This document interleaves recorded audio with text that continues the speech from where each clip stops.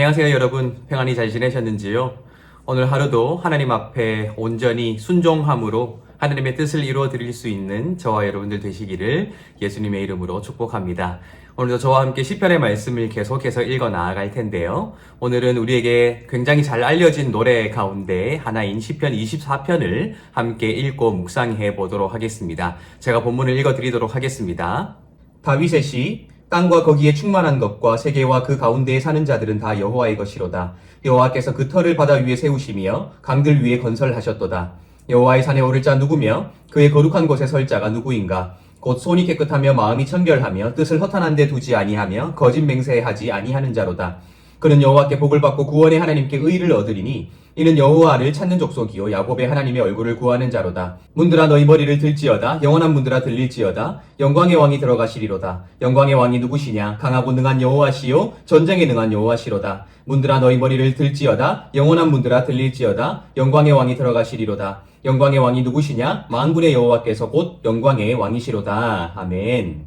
이 시편 24편의 말씀은 크게 두 부분으로 나뉘는데요. 첫 부분은 1절부터 6절까지의 내용이고 두 번째 부분은 7절 이하의 말씀입니다. 그런데 이 각 부분에는 각 부분을 대표할 수 있는 구절들이 포함되어 있는데요. 제가 먼저 3절을 읽어드리도록 하겠습니다. 여호와의 산에 오를 자 누구며 그의 거룩한 곳에 설 자가 누구인가? 라고 되어 있습니다. 하나님의 거룩한 산, 하나님께서 거주하시는 성소에 다가설 수 있는 자가 누구인가 하며 질문함으로써 이 노래를 함께 부르게 될 많은 사람들에게 하나님을 만나기 위해서 어떻게 준비해야 하는가 하는 것들을 가르쳐주고 있는 내용이 바로 이 시편 24편 1절부터 6절까지의 내용이지요. 그래서 7절 이하의 말씀에도 우리에게 찬양으로도 굉장히 잘 알려진 내용이 기록되어 있습니다. 제가 한번 읽어드릴게요. 7절 8절입니다.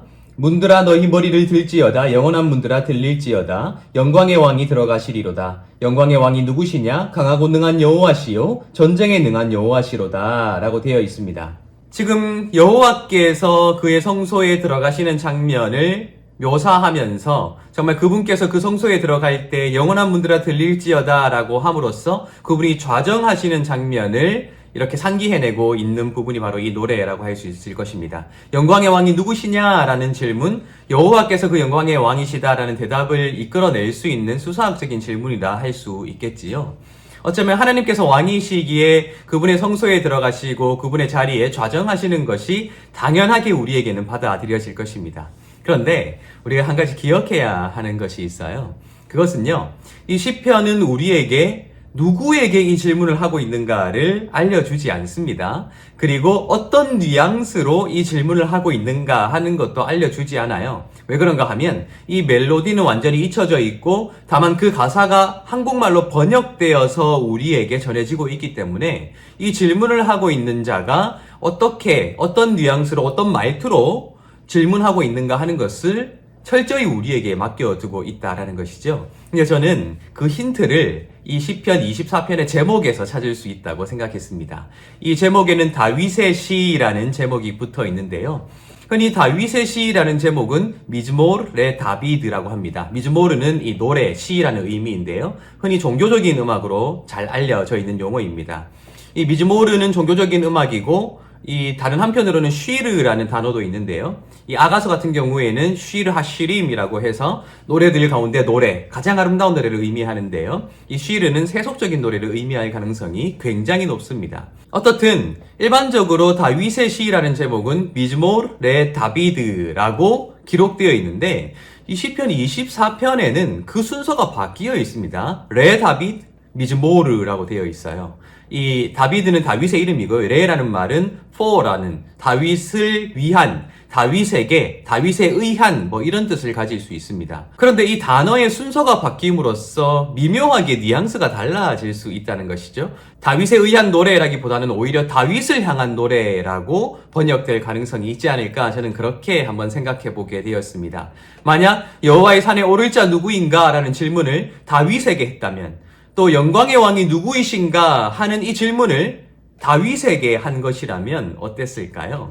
사실 다윗은 정치 지도자였습니다. 왕이었죠. 그리고 종교 지도자를 겸할 수 있는 대제사장직을 겸할 수 있는 고대 군동의 평범한 왕 중에 한 명이었습니다. 그런데 다윗이 왕으로서 정치 지도자이자 종교 지도자로 서 있는데 많은 백성들이 이 노래를 통하여 다윗에게 질문하는 것이죠. 영광의 왕이 누구인가요? 라고 말입니다. 그때 다윗은 자신이 왕으로서 자신이 지도자로서 자기 자신을 추켜 세우고 싶은 마음이 들지 않았을까요? 그런데 다윗은 모든 백성들이 보고 있기에 자기 자신이 아니라 여호와께서 왕이시라는 고백을 해야만 했던 상황을 우리가 머릿속으로 상상해 볼 수 있게 된다는 것입니다. 레 다빗 미즈모르, 다윗을 향한 노래, 다윗을 위한 노래, 다윗에게 이 질문에 대한 답을 이끌어내기 위한 노래가 바로 이 노래의 목적이 아닌가라는 상상을 불러일으킨다라는 것이죠. 그도 그럴 것이 지금 여호와의 영광, 영광의 왕이신 여호와께서 들어가시기 위하여 영원한 문들아 들릴지어다. 이 여호와의 영광의 행차의 장면을 마치 묘사해내는 것 같은 그런 이야기가 사무엘하 6장에 기록되어 있거든요. 이 사무엘하 6장에는 다윗이 여호와의 궤를 이제 다윗성에 옮겨오기 위한 그런 행위를 하는 장면이 기록되어 있는데 비극적인 사건이 발생하게 됩니다. 그 사건은 여호와의 궤를 애초에 옮겨올 때에 수레에 싣고 옮겨오게 되는데 사실 여호와의 궤를 옮기는 방식은 수레에 실는 방식이 아니라 어깨에 메고 와야 하는 방식이었습니다. 그런데 수레에 그 궤를 싣고 오니 이 길이 고르지 않았기 때문에 수레가 떨어질 위기에 처하자 우사라는 사람이 그 수레 위에 있는 궤를 잡게 되었고요. 우사가 그 궤에 손을 대었다는 이유로 죽임을 당하게 되지요. 그런데 생각해보면 지금 사람들이 여호와의 궤를 다윗성에 옮겨오게 하기 위한 이 일에 최종적인 책임을 가진 사람은 다윗이었습니다. 결국 이 궤를, 하나님의 궤를 수레에 실어서 오게 되는 모든 계획들과 과정들, 또 결과를 책임지고 있는 사람은 왕으로서 다윗 자신이었다라는 것이죠. 그런데 이 우사가 그 궤에 손을 대었고 그가 죽임을 당하자 다윗이 반응하게 되는데요. 제가 읽어드리면 이렇게 되어 있습니다. 사무엘하 6장 6절부터 8절을 읽어보면 이렇게 되어 있죠. 그들이 나곤의 타작마당에 이르러서는 소들이 뛰므로 우사가 손을 들어 하나님의 궤를 붙들었더니 여호와 하나님이 우사가 잘못함으로 말미암아 진노하사 그를 그곳에서 치시니 그가 거기 하나님의 궤 곁에서 죽으니라. 여호와께서 우사를 치심으로 다윗이 분하여 그곳을 베레스 우사라 부르니 그 이름이 오늘까지 이르니라 라고 되어 있어요. 지금 우사가 여호와의 궤를 붙들었던 그 사건으로 우사가 죽게 되자 다윗이 너무 놀라서 하나님께 자신의 잘못을 시인하고 회개하기보다는 오히려 분을 내었다, 화를 내었다라고 하고 있죠. 어쩌면 이 일을 계획했던 것이 다윗 자신이 사람들을 불러 모아서 이 일을 계획하고 진행하고 그 결과를 최종적으로 책임져야 할 책임자임에도 불구하고 다윗은 오히려 자신 때문에 죽게 되었던 이 우사를 애통해하는 것이 아니라 하나님 앞에 무릎 꿇는 것이 아니라 오히려 화를 내고 있다라는 것입니다. 마치 자기 자신이 모든 일의 주인인 것처럼 자기 뜻대로 풀리지 아니하자 오히려 화를 내게 되는 장면을 기록하고 있다라는 것이죠. 그랬던 다윗에게 만약 시편 24편을 온 이스라엘 사람들이 지금 여호와의 성소에 모여서 노래 부르며 그 다윗에게 이 질문을 한다고 생각해 보십시오. 여호와의 성산에 오를 자 누구입니까? 라고 묻는다는 겁니다. 지금 마치 우사의 죽음이 자기와는 전혀 상관없는 것처럼 여기고 있는 그 다윗, 또 지금 만군의 왕, 영원한 왕이 누구십니까? 라는 그 질문에 마치 자기가 영원한 왕인 것처럼 절대 권력자인 것처럼 지금 그렇게 행세하려는 그런 다윗을 향해서 이스라엘 백성들이 묻게 될 때 다윗은 마지못해서라도 여호와께서 영원한 왕이십니다 라고 대답할 수밖에 없도록 만드는 노래, 그것이 시편 24편이 아닐까라는 생각을 해보게 된다는 것이죠. 저는 오늘 이 시편 24편을 통해서 이것이 단지 누구를 비난하거나 누군가를 정죄하기 위한 노래가 아니라는 생각을 해보게 되었습니다. 사실 이스라엘 모든 백성들은 그가 왕이든 아니면 일반 백성이든 모두 하나님의 백성으로서 하나님을 섬겨야 하는 하나님 나라의 백성들이었습니다. 하나님 나라의 백성이라는 점에서 모두가 평등하고 동등하다는 것이죠. 그런데 누군가는 그 속에서 권력을 가질 수도 있고 누군가는 그 권력자에게 복종해야 할 수도 있지만 그렇게 누군가 잘못된 길을 선택했을 때 하나님 앞에 모인 모든 자들이 함께 진심으로 그를 걱정하며 그가 올바른 길로 돌아올 수 있도록 할 수 있는 그러한 계기를 가진다면 얼마나 좋을까요? 마치 다윗이 자기 자신이 절대 권력자인 것처럼 또한 마치 영원한 왕의 자리에 올라가 있는 것처럼 행세하려고 할 때에 이스라엘 백성들이 성소에 모여서 이 노래를 통해서 다윗에게 책임감 있는 응답을 요구할 수 있었던 것처럼 우리도 나 자신이 잘못된 길로 걸어갈 때에 왕이 누구십니까? 우리의 주인이 누구십니까? 누구에게 진심 어린 그런 마음을 담아 질문해 줄 수 있고 조언해 줄 수 있는 자들이 있다면 우리는 얼마나 행복할까라는 생각을 해보게 됩니다. 우리 한국교회가 자정 능력을 상실했다고 하지요. 그리고 참 많은 종교 지도자들이 정말 타락의 길로 걸어가고 있으면서도 깨닫지 못하는 그런 시대를 오랫동안 우리는 보내고 있습니다.